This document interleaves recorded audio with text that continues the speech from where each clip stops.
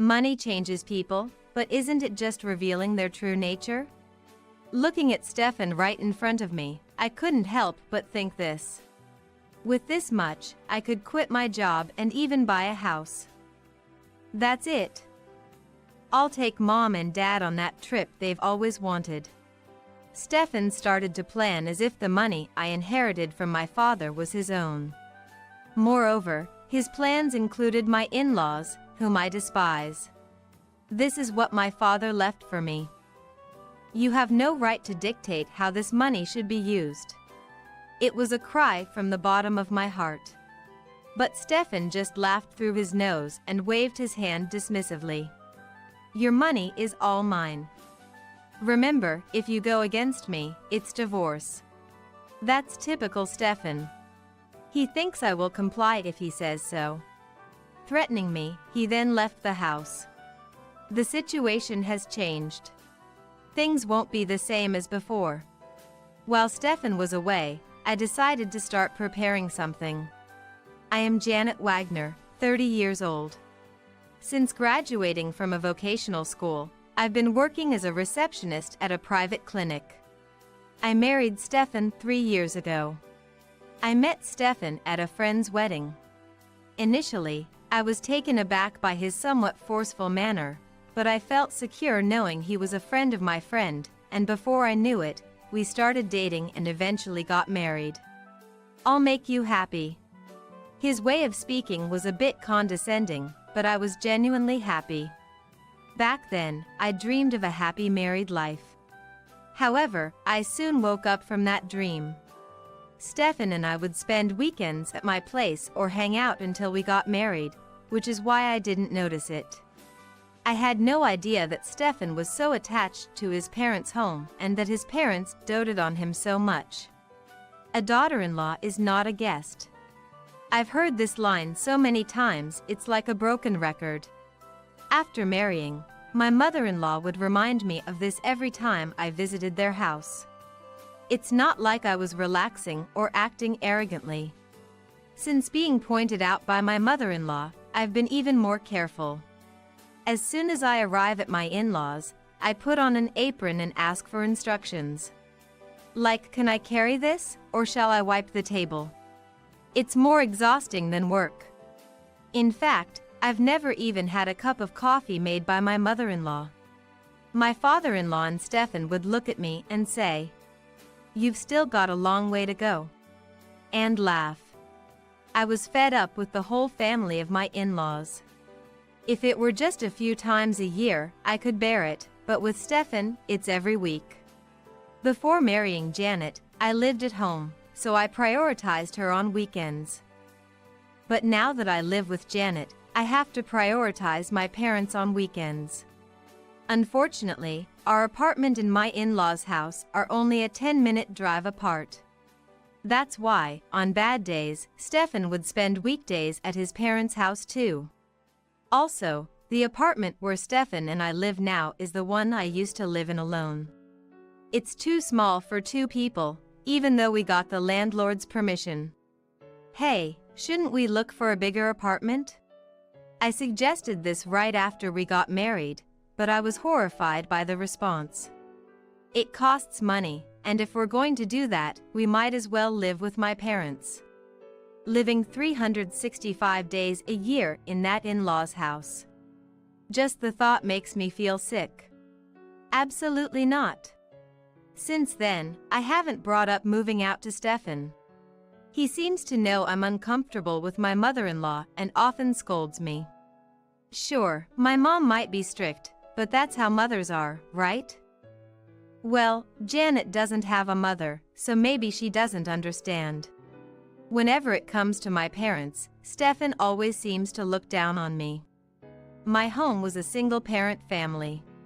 My mother passed away when I was young, so I was raised by my father. I once heard from my drunk father that he and my mother eloped. Therefore, we had no relatives to rely on. Moreover, my father was busy running his company. So, in reality, a maid raised me. The maid was kind, but she was still a stranger.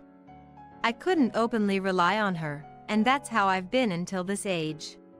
It's a shame about your father. If only he had been better at managing his business."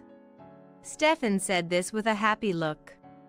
I hate this topic, but for some reason, Stefan occasionally brings it up.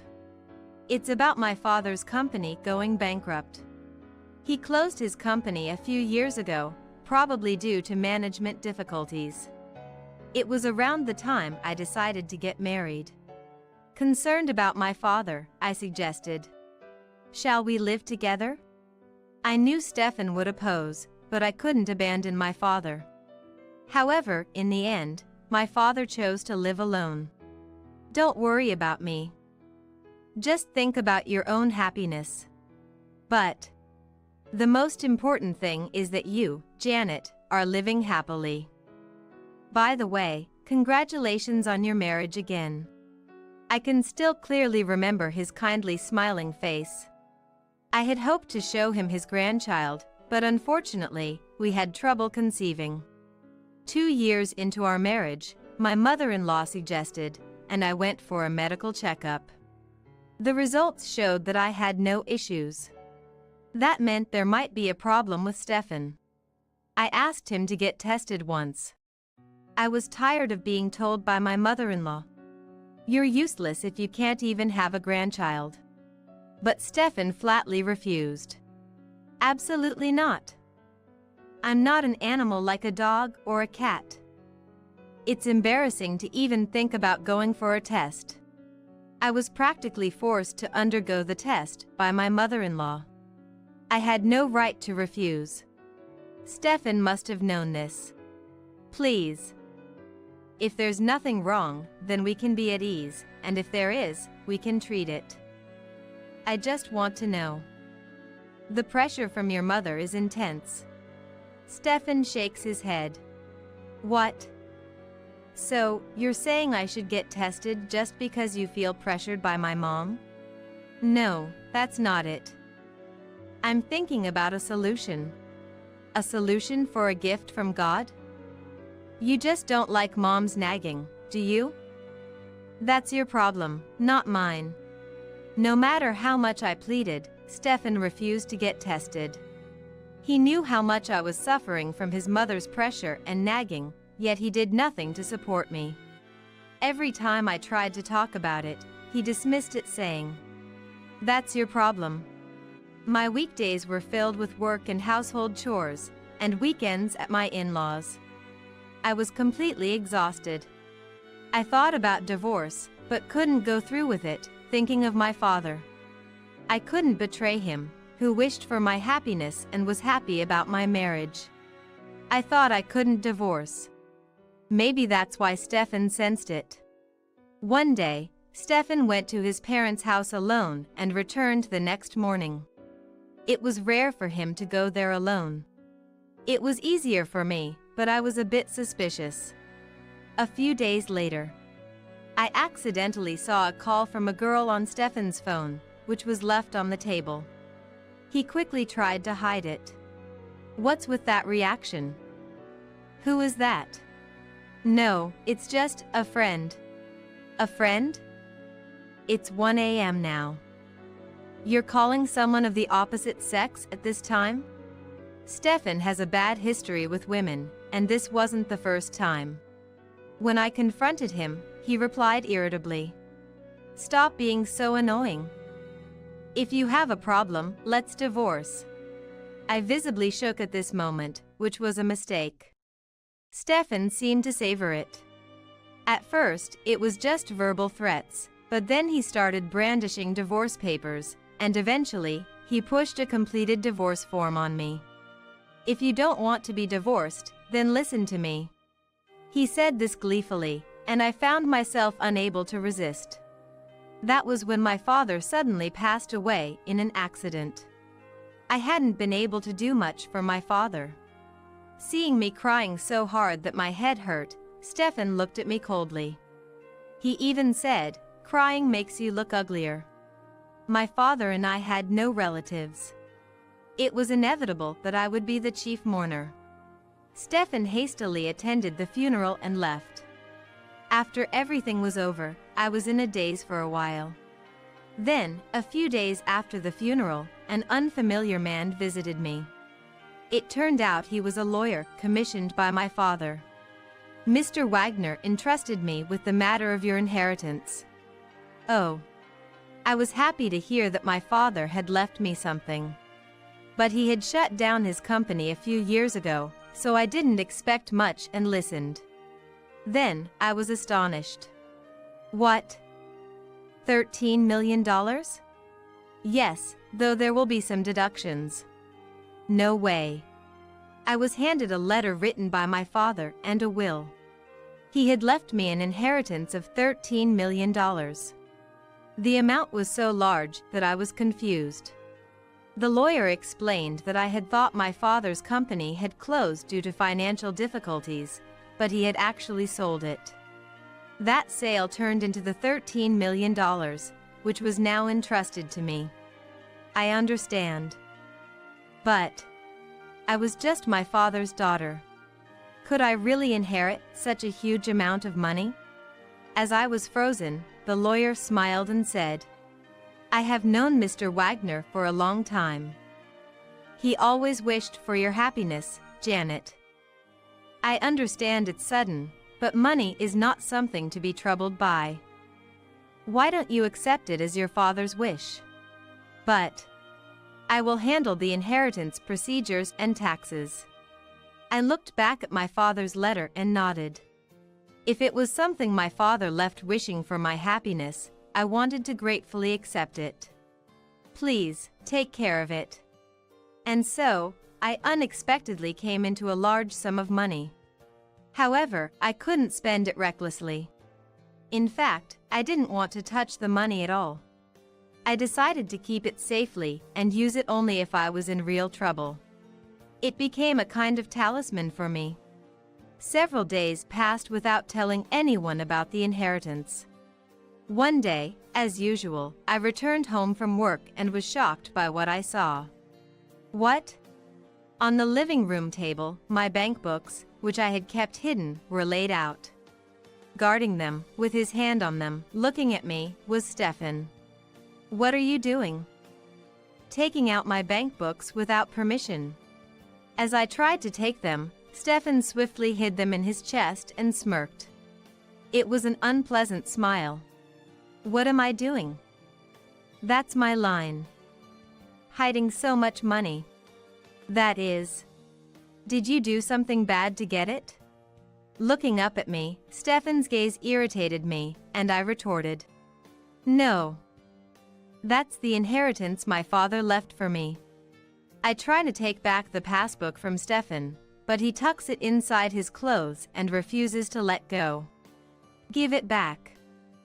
Give it back to me. I thought you were just a no-good president who ruined the company, but who would have thought you'd leave such a parting gift?"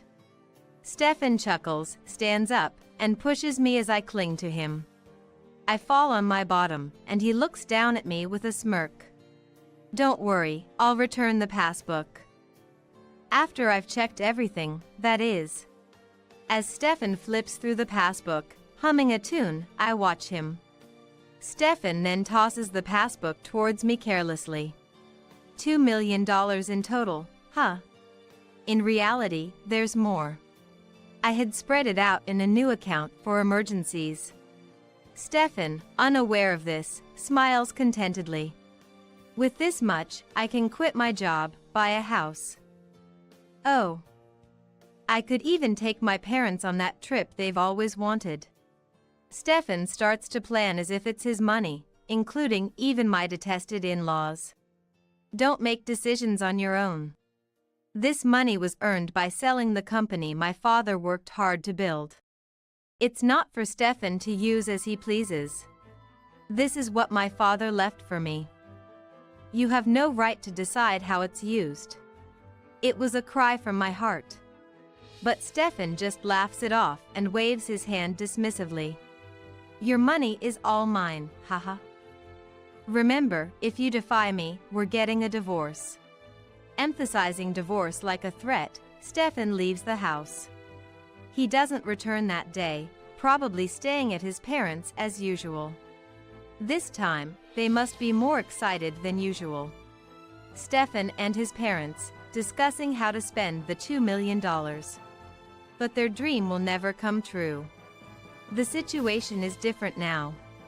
Stefan only returns home 2 days after he left. In the evening, as I vacuum, I hear the front door open and footsteps approach.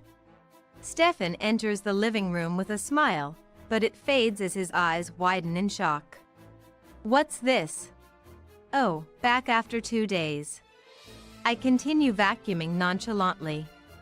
Stefan looks around, bewildered. Why is all the furniture, all our belongings, gone? I turn off the vacuum and smile.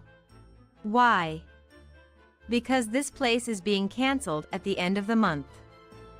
Don't worry, your belongings are over there. Sort them out yourself. They need to be gone by the end of the month. I point to his belongings carelessly piled in a corner. Stefan is speechless.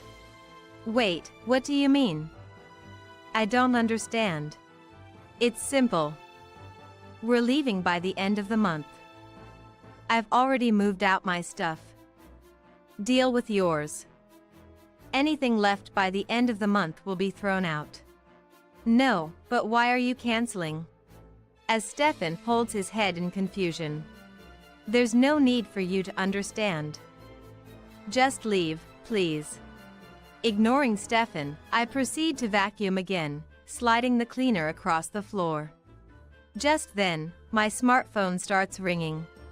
Interrupted once more, I answer the call. Janet? It's my mother-in-law. The voice coming through the phone sounds somewhat cheerful. Yes, this is Janet. I heard from Stefan. How wonderful. I stay silent as she continues. You're bad-tempered, barren, and unfriendly. We regretted having you as a daughter-in-law, but this time, we're grateful. For what? Thanks to you, we get to travel and buy a new car, right? I'm so excited. It's good to have a money-bringing daughter-in-law and a kind son. But I hadn't promised any of that. Stefan must have bragged at his parents' house.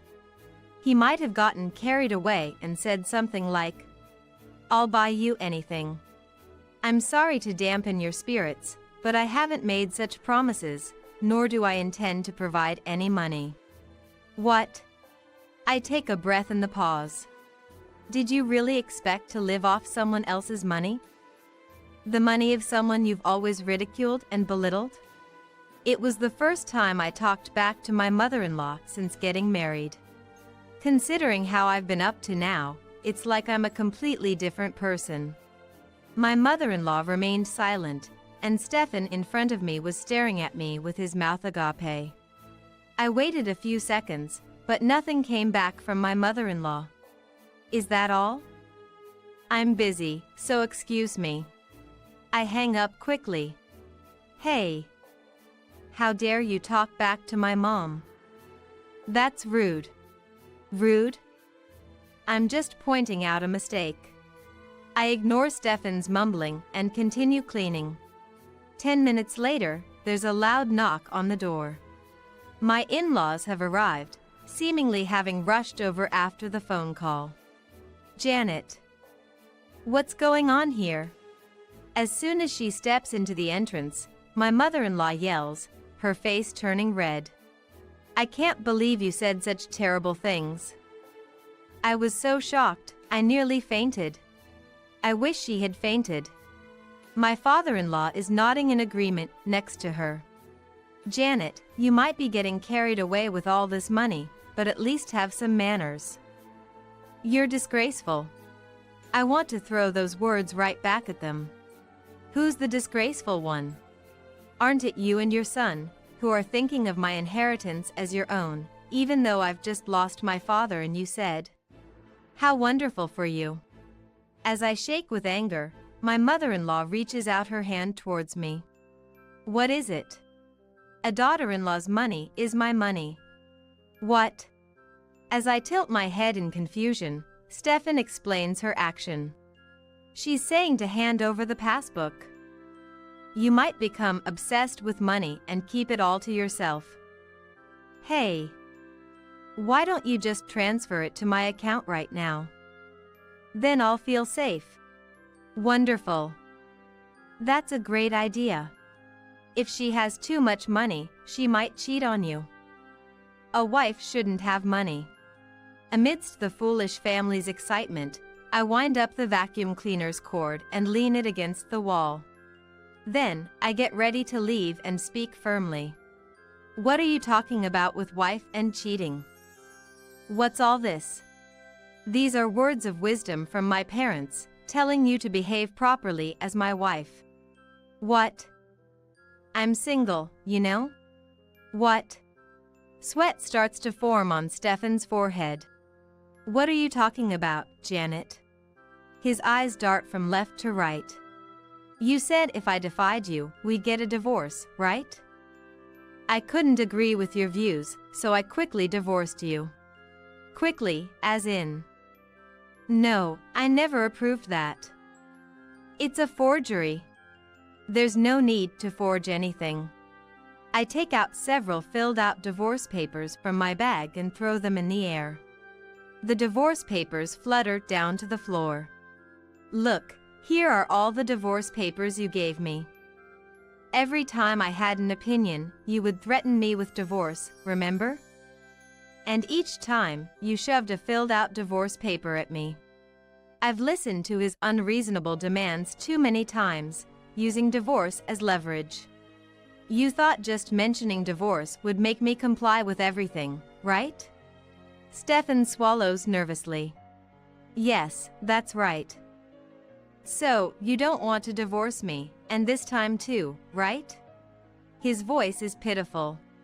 You thought I'd do as you say, because I don't want to divorce you? Stefan nods.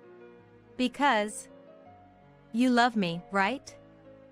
You want to be with me, right? A sigh escapes me at this grave misunderstanding.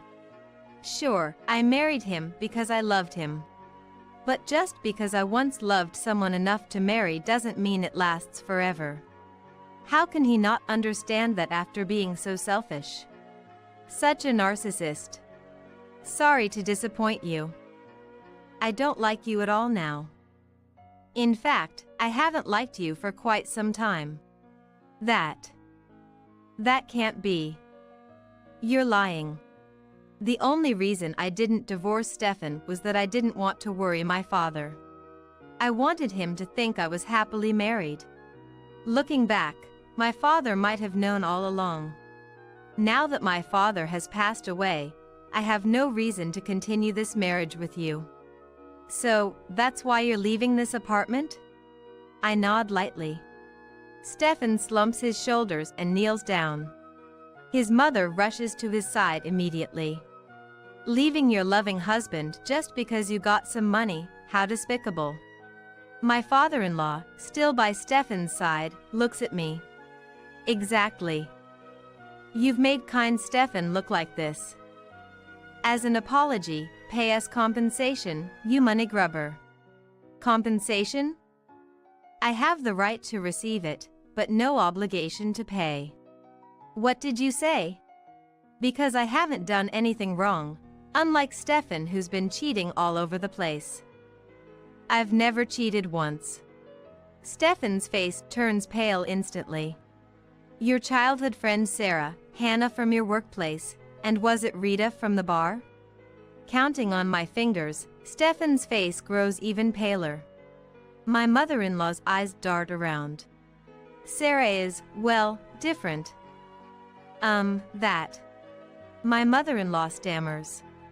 It seems likely that Stefan's parents knew about or even aided his infidelity. It must have been tough for you, helping create alibis for Stefan's affairs. But don't worry, the cameras and voice recorders I installed in Stefan's car and bag did their job well. I have all the evidence I need. I make an OK sign with my fingers, and all three of them look like it's the end of the world. Please, I accept the divorce. Just, please no compensation. Yes. Janet, you already have plenty of money. Don't make Stefan suffer unnecessarily. So, that's the first thing that comes to their mind, before even an apology. I let out a long sigh. That money and Stefan's infidelity are unrelated. It's what my father left for me. What Stefan has to pay me is for the pain he caused me. Completely different matters. Of course, I plan to claim compensation from his affair partners too. It will surely become known to others. By claiming from a childhood friend, the news will spread among Stefan's friends. At work, it might be talked about among his boss, colleagues, and even business acquaintances he barely knows. The bar might not suffer much, but he'll lose his favorite haunt. Stefan won't be able to continue his life as before. Janet. Wait, listen to me. Give me another chance. Stefan is trembling, tears in his eyes. What chance? This is my chance. Finally, I can get away from you and your parents. 3 years of marriage. Did Stefan ever understand how much I suffered? Actually, about the car and the trip. I got carried away that day and signed contracts. The trip might be cancelable, but the car, I've been dealing with them for years, I can't just cancel now. He wants to say he can't pay compensation because he needs the money for those payments. That's none of my concern.